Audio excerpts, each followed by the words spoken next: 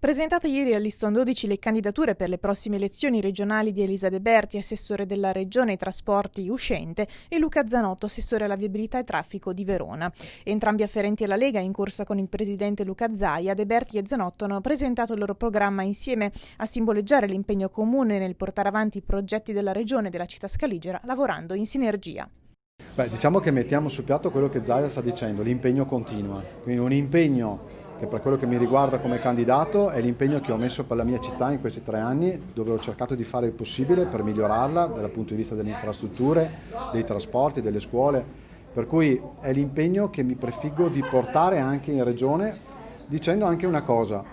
non è che Verona sia dimenticata dalla regione, ma facendo squadra. Io l'ho visto nei trasporti, l'ho visto con lo sblocco della variante della statale 12, che ha comportato poi anche lo sblocco di quella che è la progettualità della società autostrade, che oggi sta procedendo speditamente anche con il progetto di ribaltamento del casello e quindi con una nuova modalità di ripensare anche la città. Quello che mi piacerebbe portare in regione è portare quelle che sono le esigenze della città, che abbiamo conosciuto in questi anni, e far sì che la regione possa aiutare la città con questo lavoro di squadra.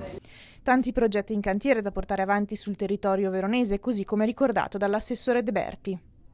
Oggi ti trovi a guardare gli ultimi 5 anni, che cosa è stato fatto e che cosa ancora manca da fare. Sicuramente sono stati 5 anni intensi dove per tutto il Veneto, perché devo dire che ho fatto l'assessore regionale in tutto e per tutto, perché ho girato tutto il Veneto, e per Verona in questi 5 anni abbiamo messo in moto progetti che erano morti e sepolti. Li abbiamo rimessi in moto e l'impegno però deve continuare nel futuro per portarli a casa e arrivare al risultato. Parlo della statale 12, piuttosto che della messa in sicurezza della Transpolesana, piuttosto che della Rovigo-Verona come linea ferroviaria, e chiediamo ai cittadini fiducia per poter portare a termine